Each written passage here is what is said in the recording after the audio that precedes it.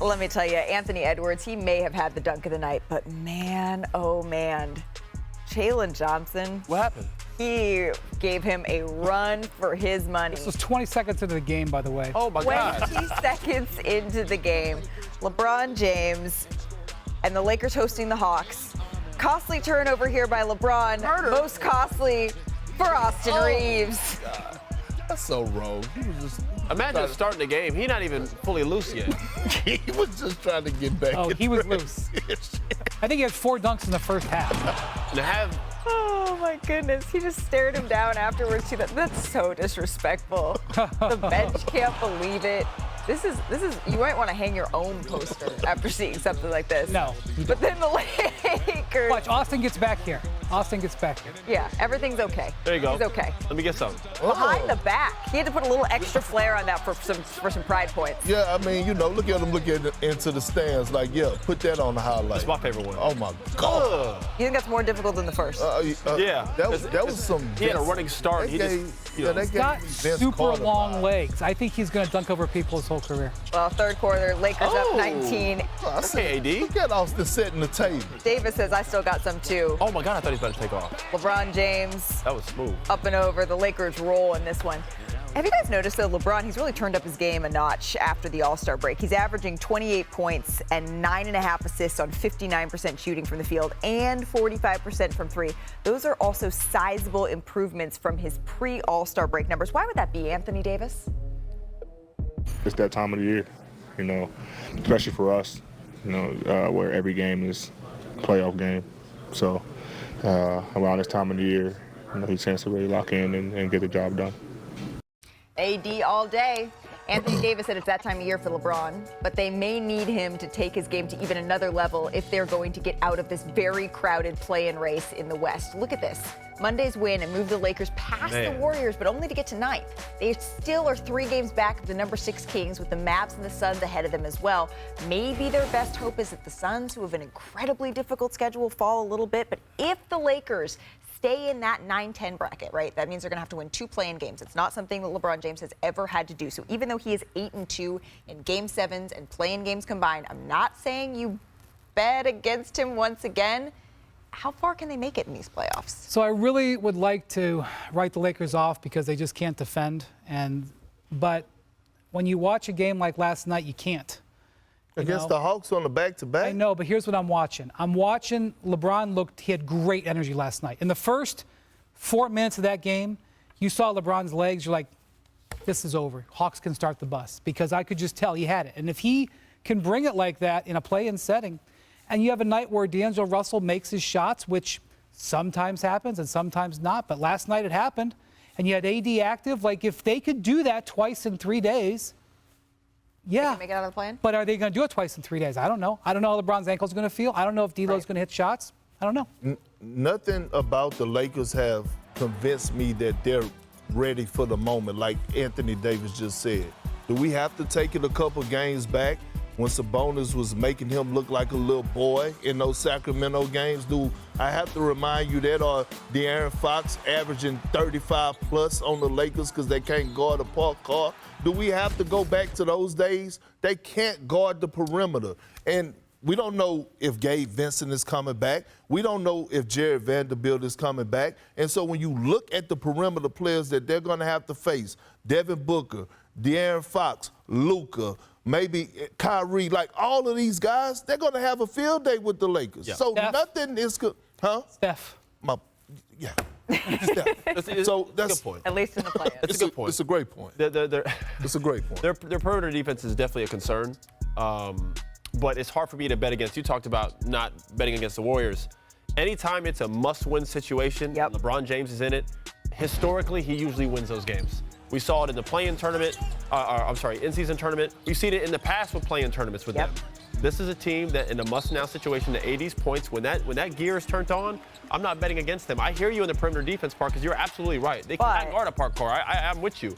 But LeBron James in this type of situation, just 2 wins to win? Right. I'm not betting against LeBron James, bro. No way. He has won in the play-in before. He has gotten the Lakers to the playoffs through the play-in before. As I mentioned, he's 8-2 in those Game 7 single-game eliminations, those play-in games. but he's never had to gone through, in my memory, a 2 play-in game scenario. And this bracket is crazy. I mean, the talent in this the play-in more impressive than the playoffs. You know the point. You remember you just said good point, and I said great point. It's because of the talent. No, I hear you. I just still have LeBron James ahead of everybody else in that bracket pool.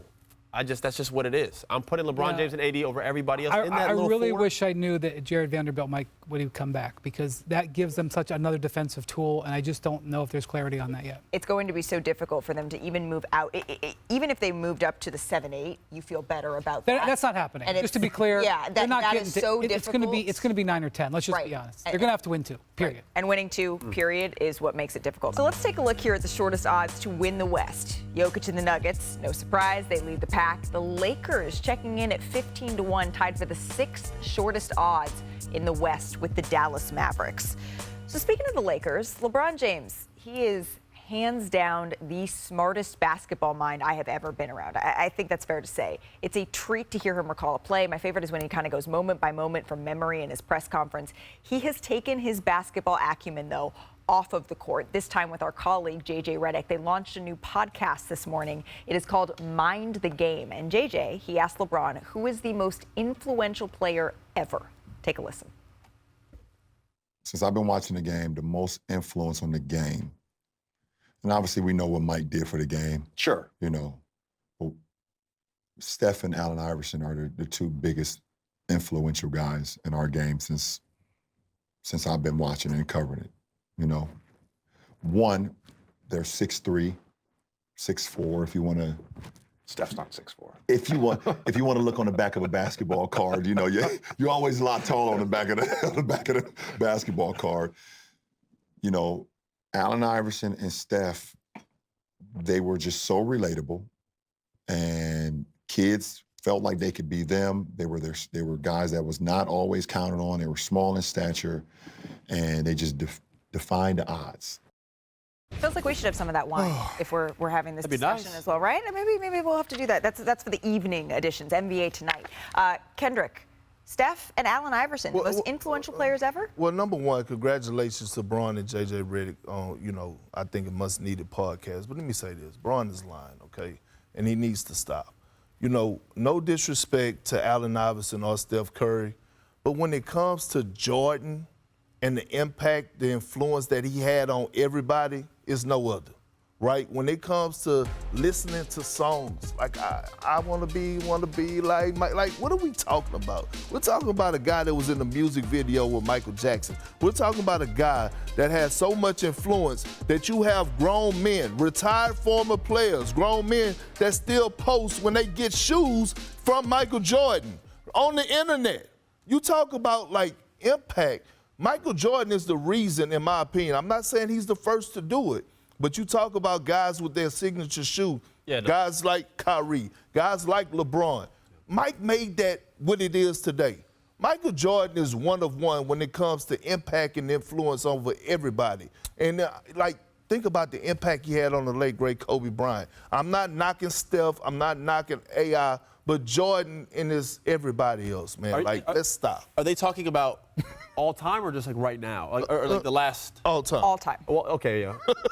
if we're talking all time, Michael Jordan has to be the guy, right? But if we're talking as of recently, he is correct. It is AI in Steph, and we're talking about recent years, the past 20-something whatever years. due to the fact that we're talking about what's going on right now. Iverson changed the game. 2005? Huh? You're saying since 2005? Huh? Yeah, we're talking about all time, bro. Like, okay, well, it's Jordan. Okay, so if we're going all time outside let of me ask you a question. Let me ask you a question. Okay, but what number, Brian Windhorst, he didn't say outside does LeBron James wear? Thank 23. You. What number does LeBron James wear? Thank you. And why does he wear it? Look, the reason I find this hilarious is because LeBron and JJ started this podcast because they were tired of watching on TV discussions about like LeBron versus Jordan. They wanted like a more higher level discussion about pick the picker and screen the screener and stuff. And what comes out of the first podcast? A discussion about LeBron and Jordan. And again, he's asking about influential. LeBron was influenced by Michael Jordan by almost more than anybody until he got to be 17 years old. He wears number 23. Right. I mean, But you understand what he's saying, though, right? yes, I understand. They did have an influence and they were powerful. The entire NBA Well, today plays and also, like Stephen Curry. is this they just play like Stephen Curry. an influence was probably that's a specifically chosen word so that it's not the I know. greatest. This is so JJ. it's You not always the- got to be careful about guys from Duke. They have their thesauruses. And JJ Thesauri? set him up. JJ set him up. That's all I'm going to say.